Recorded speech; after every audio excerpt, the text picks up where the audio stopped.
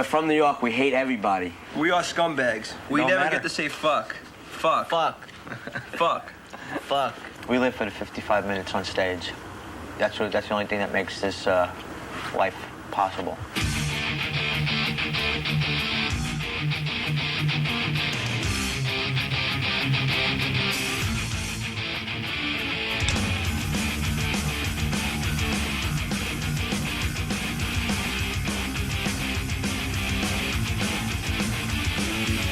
We started in 83.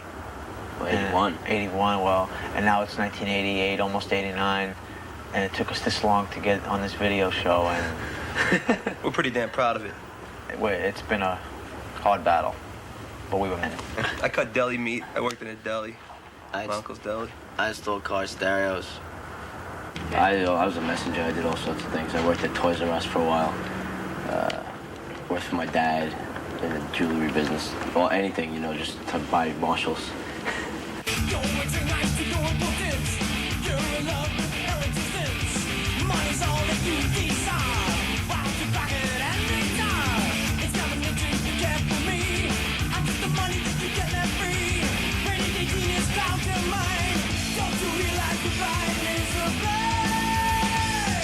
We usually have an exact idea of what we want something to be, rather than giving it to somebody else and just having them do, well, how about this or how about this?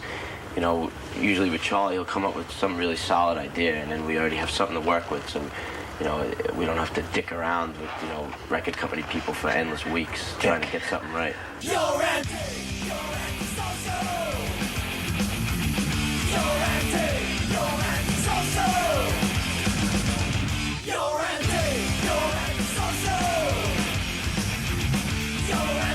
We're very set in our ways and ideas of the way things should run with this band, because it's always been like that since the beginning. You know, we started this, we came up with this sound and everything, and we know what it's about. And it really annoys us sometimes when outsiders or people try and put their ideas into it. And I mean, we listen to people all the time as far as ideas go, but if we don't like something, we're not going to use it.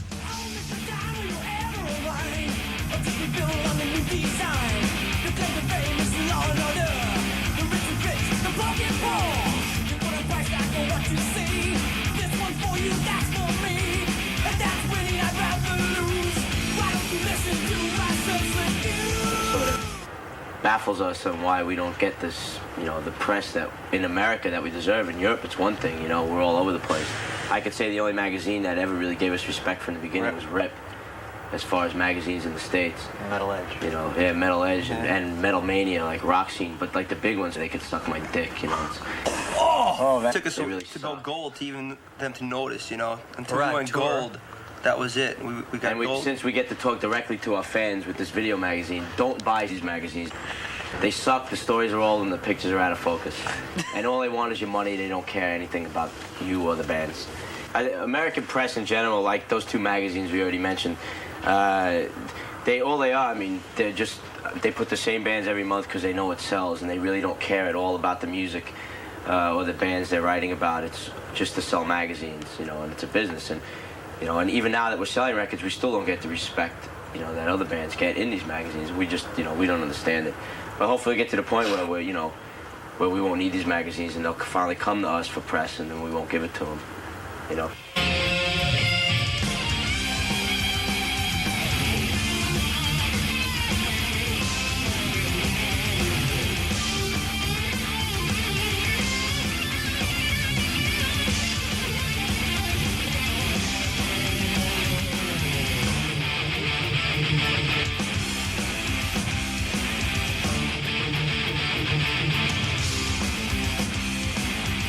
On starting a band, you should have a good attitude and get along with everybody. It's real important. And make sure you have rich parents. And make sure you have a lot of patience. Make sure your mother and father have lots of money. Especially so they can nowadays, help you out. with all that good equipment out there. Yeah, but if you're a kid with rich parents, those are the bands that usually end up sucking anyway. Yep. Because they don't work for nothing. So make sure you have poor parents and start a band. Yep. And if they're rich, steal all their money. Next song is called Speak English or Die!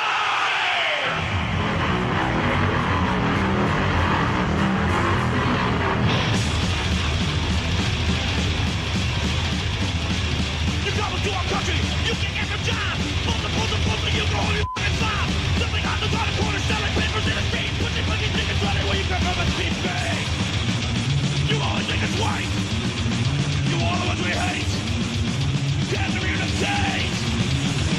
writing since March, and we've got 11 songs together now, and we're just going to keep writing until we go in the studio, which is going to be at the end of November.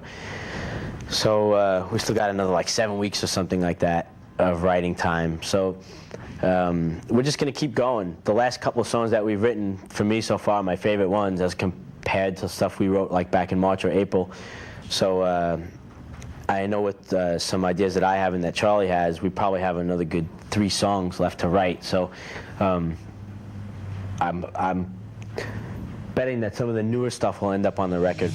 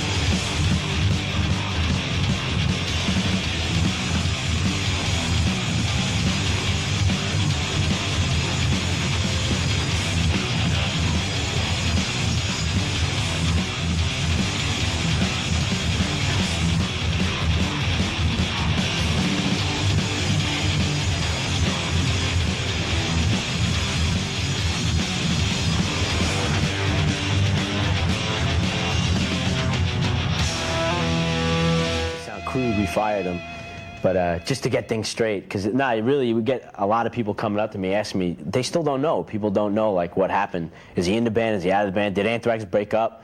People ask me if I left the band. I mean, it's like nobody knows. So basically what it was that we just knew that it wasn't going to work anymore, and it was something that had been coming for a long time. I mean, I remember as far back as '88, we were touring with Ozzy in the States, and that's the first time the 4 of us ever actually even talked about it. But back then it seemed like such a taboo thing to even bring up, being that, well, what if we do it and we can't find anyone for 2 years? You know, it was too much of a decision to make at the time, and there was too much riding on, you know, our careers at the time. So, but then over those next 3 years, 3.5 years, it was just like a constant building thing where I think Joey's involvement in the band became less and less, and us wanting Joey's involvement in the band also became less and less, and until finally, it was on the Clash of the Titans tour back last summer, I think, is when we finally really made the decision to say that, you know, when all this touring is done for this record and Killer Bees and whatever, that's it, you know, we got to make this change. I mean, the 4 of us decided this, and we told our management, and, you know, their basic thing to us was, well, who are you going to get? You know, who do you want? And the first thing Charlie said was John Bush. We want John Bush, and,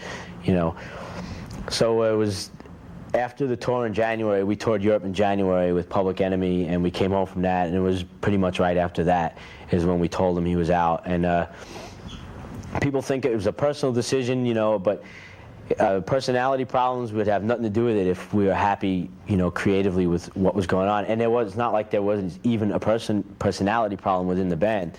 It was just a case of where, you know, Joey really wasn't into what we were doing, and it was kind of like, here I am writing all the lyrics and handing over all these lyrics to this guy, you know, to sing on our records, and you could just really tell in the performances. I mean, everyone thinks that his best album with us was his first album, which was Spreading the Disease, and it just kind of got worse and worse from there because it just seemed like he didn't care, you know, to do it, and he was just kind of going along for the ride.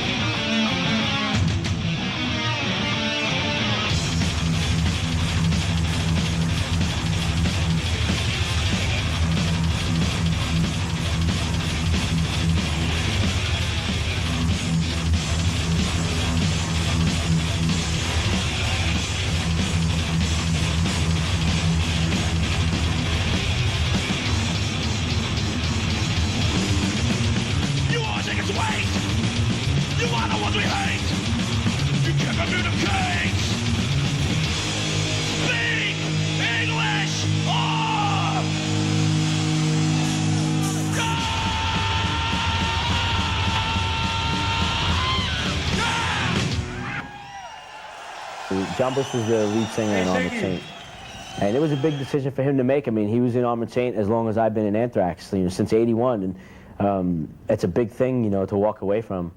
But I think, knowing that he's going to get to finally express himself now, with Anthrax to a much, on a much larger scale, it's great for him now. He's finally going to get out there and show people what he can do.